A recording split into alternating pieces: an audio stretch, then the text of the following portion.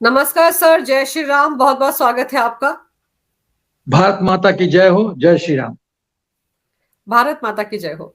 Sir, Uttar Pradesh में अभी पिछले हफ्ते जावेद नाम का एक आदमी पकड़ा गया था 4 जिंदा टाइम बम के साथ। उसने बताया कि इमराना नाम की एक महिला के लिए वो ये बम लेकर जा रहा था, डिलीवरी करने जा रहा था। अब वो इमराना भी यूपी एसटीएफ के हत्थे चढ़ गई है और बड़े ही चौंकाने वाले खुलासे हो रहे हैं उसको लेकर। देखिए, ऐसा है कि ये जो गेम है, ये आपको गेम समझने की जरूरत है। और गेम थोड़ा ऐतिहासिक दृष्टिकोण से मैं पीछे जाऊंगा। जब एडवीना माउंटबेटन ने जवाहरलाल नेहरू को कहा कि मुसलमानों के यहां का रहने दो, वो स्ट्रैटेजी थी। माउंटबेटन को पता था कि हिंदुस्तान ज्ञान का सागर है, सामर्थ्य पुरुषार्थ का सागर है। ये कई सालों में ही ये वर्ल्ड के टॉप कैटेगरी में आ जाएगा। इसको रोकना जरूरी है। रोको कैसे? इसको अंदरूनी मामला में इतना फंसा दो कि ये विकास का सोच ही नहीं पाए। फिर एक ऐसा पॉलिटिकल सिस्टम खड़ा कर दो जो इन मुसलमानों को सपोर्ट करे। नेहरू परिवार 2 अस्त्र चलाया था माउंटबेटन, और उसका नतीजा हम लोग देख चुके हैं। जब आगे बढ़ेंगे तो मैं बात करूंगा कैसे इन लोगों ने इस देश को बर्बाद किया, नेहरू परिवार ने और कुछ मुसलमानों ने मिलकर। तो सवाल यह है कि ये जावेद और इमराना, ये तो एक एग्जाम्पल है। कितने जावेद और इमराना घूम रहे हैं इस देश में, इंटेलिजेंस एजेंसीज को पता होगा। आप सोचो कि इस देश में PFI, popular front of India, अच्छा नाम भी ऐसे से रखते हैं, ये पॉपुलर फ्रंट ऑफ इंडिया। काहे का पॉपुलर? राजद्रोही फ्रंट ऑफ इंडिया रखा, तुम्हारा यही सही नाम उचित बनता है, राजद्रोही फ्रंट ऑफ इंडिया। और ये फ्लरिश कर रहे थे। पॉलिटिकल पार्टी ने इनको बैन नहीं किया। मुझे याद है कि जब मोदी जी पटना आए थे तो उनके स्टेज पे जब वो लेक्चर दे रहे थे तो एक वीवीआईपी स्टेज था और उसके बगल में वीआईपी स्टेज था। मैं वीआईपी स्टेज में फ्रंट रो में बैठा था, मैं खुद। और मेरा फ्लैट वहां से मुश्किल से 5 मिनट का रास्ता, फेंस क्रॉस करो गांधी मैदान का और मेरे फ्लैट में। तो ये तो मैंने बॉम्ब ब्लास्ट देखा है, अपने आंखों से सुना, देखा है, उस कानों से सुना है। और टारगेट कौन थे? मोदी जी। और वो कौन लोग थे इसके पीछे इन्वॉल्व, जिन्होंने कहा था कि 2030 में, वो तो पैम्फलेट पकड़ा गया ना, जो पटना सिटी से पकड़ा गया था डॉक्यूमेंट पीएफआई का। 2030 तक मुस्लिम स्टेट बनाना है इस देश को। गजवाए तो ये जो षड्यंत्र, या ये षड्यंत्र जो है, ये बहुत खतरनाक है। तो जावेद ने, थोड़ा सा मैं इस पर टिप्पणी करूंगा, फिर मैं ग्रेटर इश्यूज पे आऊंगा, क्योंकि ये इशू तो एक तिनका है। मैक्रो क्या है, मैक्रो सीन क्या है, वो मैं आज एक्सप्लेन करने जा रहा हूं। और आज मैं गागर में सागर भर दूंगा इंफॉर्मेशन, मैं बता रहा हूं, गागर में सागर भरूंगा। और इसके बियॉन्ड इस टॉपिक पे मेरा ख्याल है और कुछ कवर करने की जरूरत नहीं जो मैं बोलने जा रहा हूं। तो 2013 में मुजफ्फरनगर दंगे में इसी लेडी ने जावेद से 200 बम बनवाए, फिर 200 बम का ऑर्डर दिया। क्यों? अमित शाह जी ने तो कहा है कि लोकसभा इलेक्शन के पहले हम सीए इंप्लीमेंट करेंगे, कार्यान्वित करेंगे। तो इनकी देखो, इनकी सोच देखो, अभी से इन्होंने तैयारी शुरू कर दी कि जो ही अनाउंस होगा हम दंगा शुरू कर देंगे। और इसमें जो है, ये साइकिल के शॉप से लेते हैं अपना आयरन बुलेट्स, पाउडर लेते हैं 999, फिर घड़ी के दुकान से घड़ी का सिस्टम लेते हैं, डॉक्टर से जो अपना बॉटल है ग्लूकोज का वो लेते हैं। आप इनकी तैयारी देखिए। और इस लेडी का देखिए, ये लेडी भट्टी में काम करती थी एक लेबरर के रूप में, आज प्लॉट है, कोठी है। ये पैसा कहां से आया? पैसा कहां से आया? तो सवाल ये है कि ये तो प्यादे हैं शतरंज में, ये प्यादे हैं अंजू। तो राजा कौन है, रानी कौन है, सेनापति कौन है, हाथी कौन है, ऊंट कौन है, घोड़ा कौन है शतरंज का? ये समझने की जरूरत है। इस पर मैं आज टिप्पणी करूंगा। तुम अभी हल्द्वानी में देख लो, हल्द्वानी में देखो, गैर कानूनी तरीके से ये मजार बनाते हैं, सरकारी जमीन हथियाते हैं, और जब सरकार हरकत में आती है तो ये दंगा करते हैं। मतलब दादागिरी। इनको न कोर्ट्स का फैसला मंजूर है, न एडमिनिस्ट्रेशन का फैसला मंजूर है, न राइट ऑफ ओनरशिप मंजूर है। फिर मंजूर क्या है? ये अपनी मनमानी करेंगे, राष्ट्र इनके इशारे से चलेगा, ये जो चाहेंगे करेंगे, दादागिरी करेंगे। अब पूरा देश देखता रहेगा जैसे भूतकाल में देखता रहा है। क्या हुआ 2008 में बॉम्बे में ब्लास्ट के बाद? ओबामा ने मनमोहन सिंह से पूछा क्यों नहीं आपने पाकिस्तान को सबक सिखाया? तो उसने कहा हमारे एक धर्म विशेष को गलत संदेश जाएगा, इसीलिए हमने कुछ नहीं किया। तो पाकिस्तान तो बड़ा खुश है कि हिंदुस्तान में जब तक कांग्रेस की सरकार है, नथिंग टू वरी, जो मर्जी करो, क्योंकि इनको तो वोट बैंक खुश रखना है। पर सर, तो अब हम आते हैं मेजर इश्यूज पे। ये जो मैं मैक्रो स्पीच से मैं सिर्फ इमराना वाला मामला पूछ रही हूँ कि इमराना जिस तरह से 2013 के मुजफ्फरनगर धमाकों के लिए भी 200 बम बनवाती है, और इस जावेद से इसका मतलब अक्सर बम बनवाती थी, तो अगर ये बम बनाने में इतना माहिर है जावेद, तो इसका मतलब इसके क्लाइंट और भी होंगे। एक लंबी चौड़ी फेहरिस्त भी तो एसटीएफ के पास इस वक्त है। लेकिन ये महिला होकर इस तरह का धंधा कर रही थी सर, क्या ये माना जाए कि ये एक नया पैटर्न देखने को मिल रहा है कि महिलाओं को आगे कर रही है ये जमात? क्योंकि हल्द्वानी का आपने जिक्र किया, हल्द्वानी में भी आप देखिए बहुत सारी तस्वीरें आई थी जहां महिलाएं बुर्का पहनकर आगे थी, पुलिस वालों से लड़ रही थी, सुरक्षा कर्मियों से लड़ रही थी, महिलाओं और बच्चों ने पत्थरबाजी की सबसे ज्यादा सुरक्षा बलों पर। तो क्या ये खातूनों की आड़ में नया खेल खेलने की तैयारी है? अंजू, ये नया प्रयोग नहीं है, ये प्रयोग बहुत पुराना है। आपको जम्मू कश्मीर में याद होगा कि जब हमारी सेना आगे बढ़ती थी, किसी घर को घेराव करती थी, तो महिलाएं बाहर आ जाती थी। अब सवाल है कि इस देश में सबसे बड़ी समस्या है कि चाहे वो केजरीवाल हो, चाहे मुसलमान है, विक्टिम कार्ड खेलना शुरू कर देते हैं। हाय हाय हाय, औरतों पे गोली चला दिया, औरतों पे डंडा मार दिया, ये शुरू कर देती है गेम। और हमारे देश के मीडिया छाती पीटने लगते हैं, देखो सरकार कैसी है, सरकार कैसी, औरतों पे डंडा चला दिया। औरत राष्ट्रद्रोह करे मंजूर है, औरत आतंकियों को सपोर्ट करे मंजूर है, उनको कवर करे, उनको भागने का मौका दे मंजूर है, राष्ट्रद्रोह करे मंजूर है, इनको आतंकियों को सूचना दे कि फौज आ रही है वो मंजूर है। और जब सेना या प्रशासन हरकत करे तो मंजूर नहीं है, विक्टिम कार्ड खेलना शुरू। प्रॉब्लम यहां है। तो ये तो जम्मू एंड कश्मीर हमने ये नमूना देखा है। वही नहीं, हमने जम्मू एंड कश्मीर में बच्चों से पत्थरबाजी होते देखा है। 200 रुपया, 500 रुपया, जो 18 साल के बच्चे हैं उनको 500 रुपया, किसी को 1000 रुपया देके पत्थर फेंकवा लो। आज पत्थरबाजी क्यों नहीं हो रही है जम्मू एंड कश्मीर में? 370 हटने के बाद और नोटबंदी के बाद, मैं दो कारण बता रहा हूं, नोटबंदी के कारण और 370 हटने के कारण खत्म, पत्थरबाजी खत्म। लाल स्क्वायर पे अब तिरंगा क्यों फहरा जाता है शांति से? लाल चौक पे, लाल चौक पे। और पहले 26 जनवरी 15 अगस्त को वहां गोलियां चलती थी, अब क्यों नहीं चलती है? किसी को हिम्मत नहीं है। तुलसीदास जी ने कहा था ना, बिन भय होत न प्रीत गुसाई, जब तक भय नहीं क्रिएट करोगी, रूल ऑफ लॉ, तब तक लोग बिहेव नहीं करेंगे। हम लोग भी तो सिविलियन बैकग्राउंड से सेना में आते हैं, तो ऐसा क्यों है? यदि आज हमारी रात को छुट्टी खत्म हो रही है तो हम एक दिन पहले पहुंच जाते हैं, रिस्क नहीं ले सकते। ट्रेन मान लो लेट हो गया तो तब तो हम एब्सेंट विदाउट लीव हो जाएंगे, आर्मी एक्ट सेक्शन 39B हम पे लग जाएगा, तो हमारा तो कोर्ट ऑफ इंक्वायरी शुरू हो जाएगा, लॉस ऑफ सीनियरिटी हो जाएगा। ये भय कि लॉस ऑफ सीनियरिटी होगा हमको डिसिप्लिन देता है।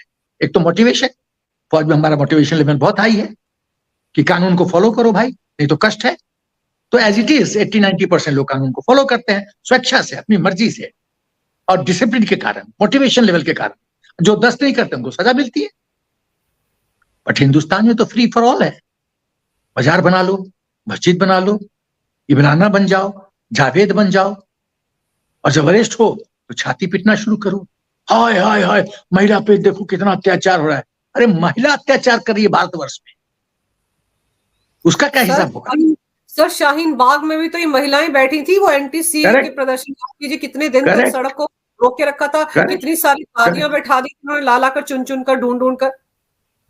वही तो देखो, ऐसा है, देखो अब एकदम सही बोल रहे हो, ये जो कुछ है आतंकी, ये कावड़ हैं, कमजोर हैं,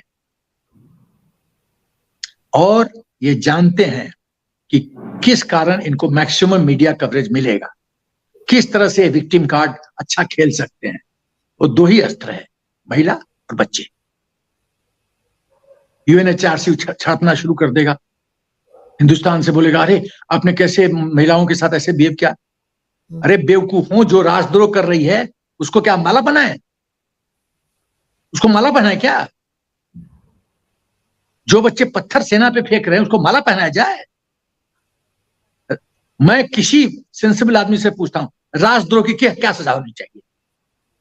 क्या सजा होनी चाहिए राजद्रोह का? सबसे बड़ा जो गुनाह है वो है राजद्रोह, सबसे बड़ा गुनाह है भारत माता के साथ विद्रोह, इससे बड़ा गुनाह कोई है ही नहीं। तो इस गुनाह की सजाए तो सजाए मौत होनी चाहिए, एकदम लाइफ इम्प्रिजन भी नहीं, सजाए मौत। अब मैं आता हूं, देखो मैक्रो इश्यूज पे आता हूं मैं अंजू, बहुत गंभीरता से सुनो आज जो मैं बोलने जा रहा हूं। मेरा पहला स्टेटमेंट है, मैं बुलेट फॉर्म में फौजी की तरह बात करूंगा। क्या मुसलमान भारत के सुरक्षा और शांति के लिए खतरा है? कुछ मुसलमान? तो मेरा उत्तर है हाँ। मैं अब्दुल कलाम को पांव छू के प्रणाम करूंगा, उनकी आत्मा जहां भी हो, क्योंकि वो राष्ट्रभक्त थे। नरसिम्हा राव जी जब सत्ता से हट रहे थे तो वाजपेयी जी को छोटी सी पर्ची पकड़ाया था, लिखा होता उसमें please meet Abdul Kalam, call him and meet him.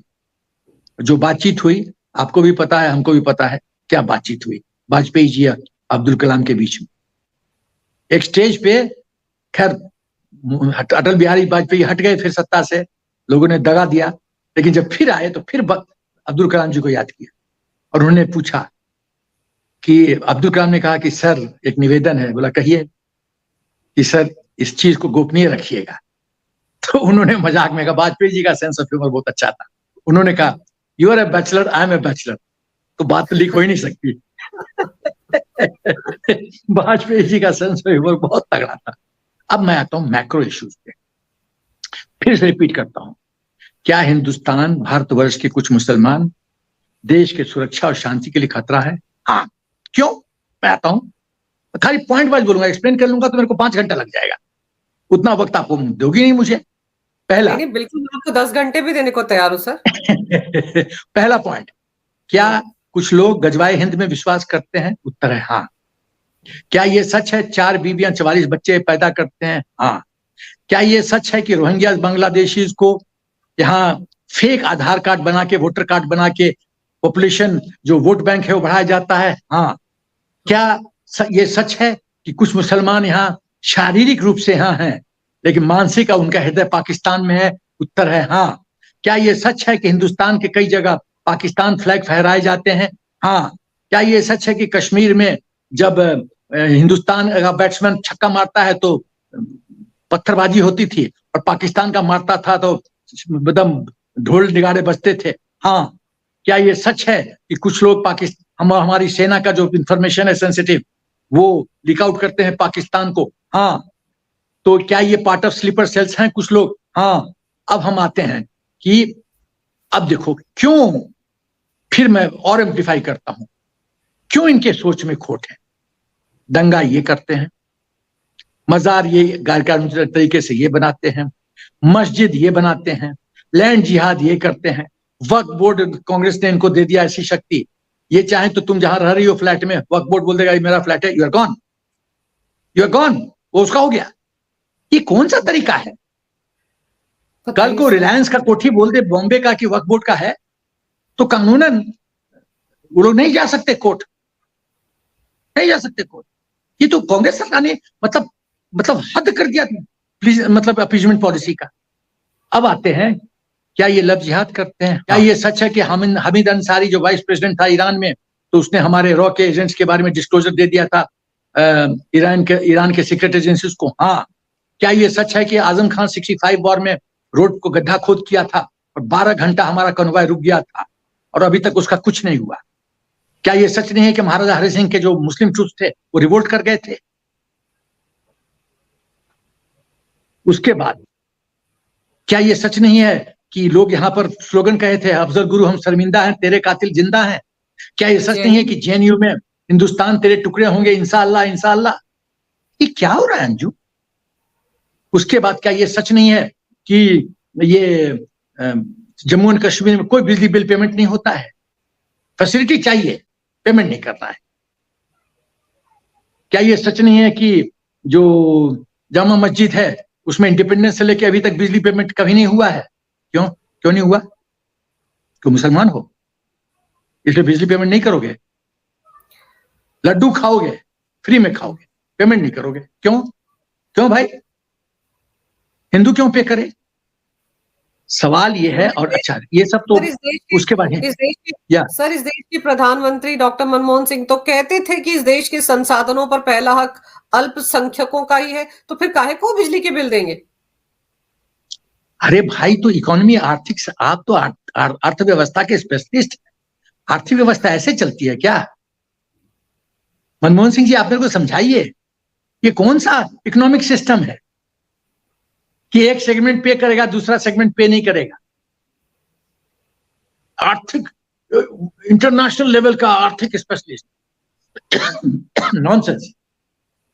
इससे अच्छा तो दूसरे लोग हैं।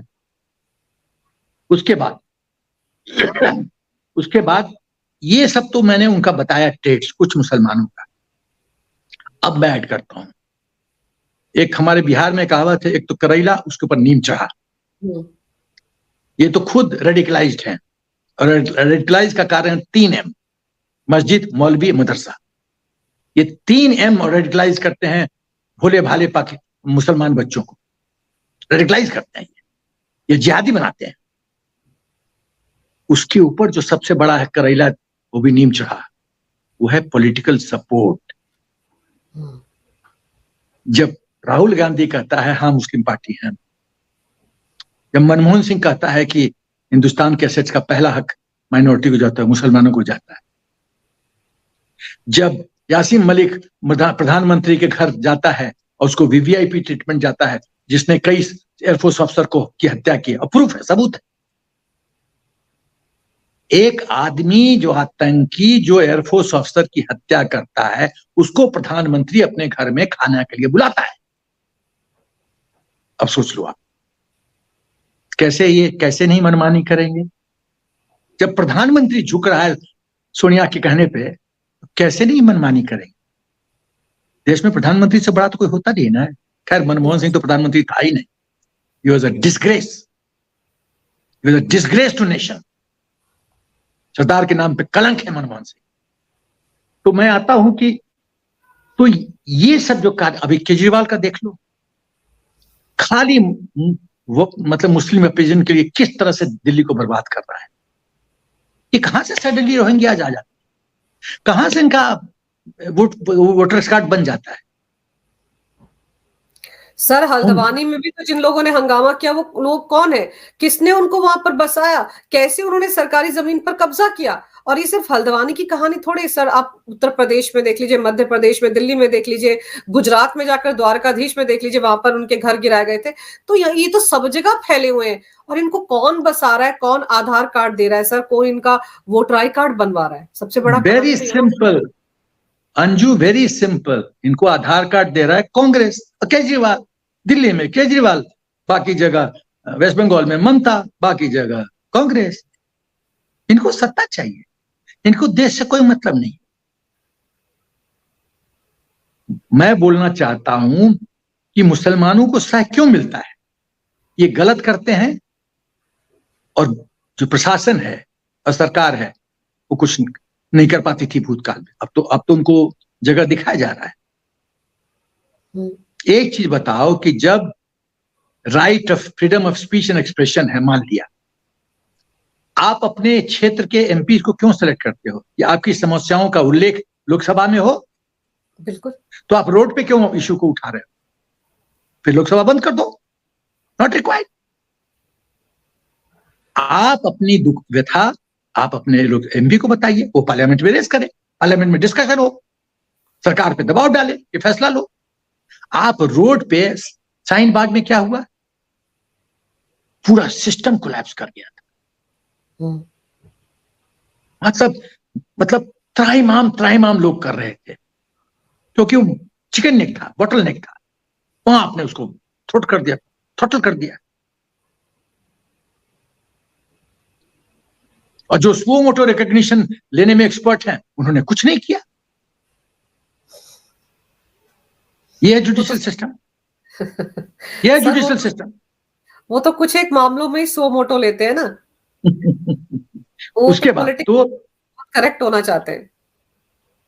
देखो, ऐसा है कि अब मैं बहुत ही हार्श चीज बोलने जा रहा हूं, बट बहुत नपे तौले हुए शब्दों में बोलूंगा। मुसलमानों को स्ट्रेंथ सिर्फ और सिर्फ एक चीज से मिलता है, और इसीलिए वह उनका तुष्टीकरण होता है कि उनके पास वोट है। उनके पास अभी तो लाए जा रहे हैं सर, सीमा पार से रोहिंग्या लाकर बसाए, इसीलिए तो जा रहे हैं क्योंकि उनको वोट का अधिकार मिल जाए। इसलिए यदि सोच में परिवर्तन लाना है, इस देश को सुरक्षित करना है, तो मुसलमानों को राइट टू वोट रिव्यू करने की जरूरत है। ये खिलौना छीन लो कांग्रेस और केजरीवाल से। ओवरनाइट ये मंदिर में घंटी बजाते नजर आएंगे, मैं बता रहा हूं। तब ये सब अपीजमेंट पॉलिसी खत्म हो जाएगी। सर आप ये कह रहे हैं, मणिशंकर अय्यर कहता है कि एक मुसलमान का वोट जो है वो 4 वोटों के बराबर होना चाहिए, उसको 4 वोट देने का अधिकार होना चाहिए। कांग्रेस के नेता मणिशंकर अय्यर अरे मणिशंकर अय्यर राष्ट्रद्रोही है। अभी भी उसको बेटी को नोटिस दे दिया ना आरडब्ल्यूए ने, कि इस एरिया को खाली करो। बहुत अच्छा किया। अरे लोग दुश्मन है राष्ट्र का, इन पर तो मुकदमा होना चाहिए, 30 दिन में फैसला सुनाओ, देश को बाहर निकाल के फेंको। ये लोग राष्ट्रद्रोही है। पाकिस्तान जाता है, हमको मदद करो मोदी को हटाने में। अरे बेवकूफ लोग, अपनी काबिलियत बढ़ाओ। फुटबॉल मैच यदि दिल्ली में हो रहा है, तो तुम रावलपिंडी में फुटबॉल मैच खेलोगे? यहाँ खेलो, यहाँ बैटल ग्राउंड यहाँ है। पर सर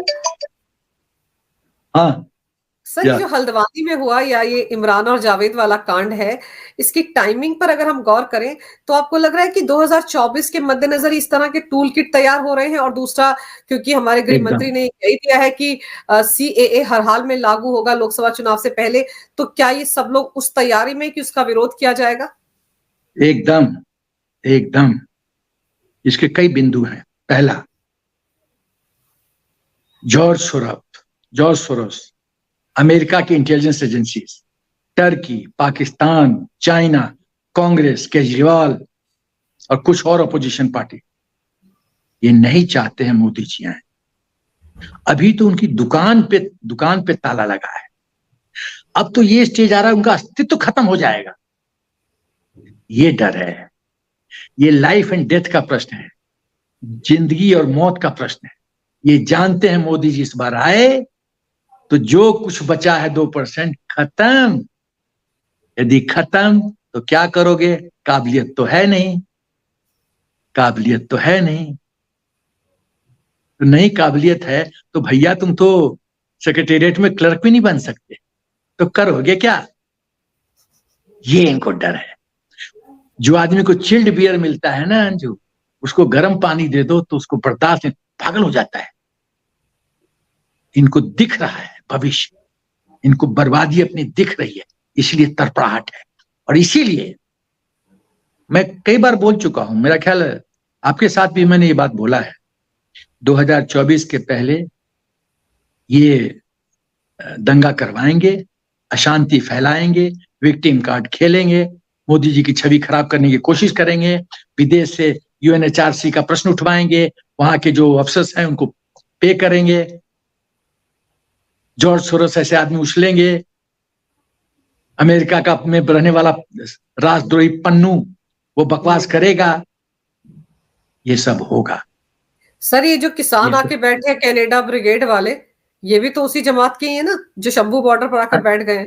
अंजू, मुझे समझ में नहीं आता है, और मेरा ख्याल है मैं सरकार से हाथ जोड़ के विनती करता हूँ, हाथ जोड़ के विनती करता हूँ सरकार से, मीडिया को हुक्म दीजिए, ये किसान आंदोलन है ही नहीं, ये किसान नहीं है, ये खालिस्तानी है, ये आतंकी हैं।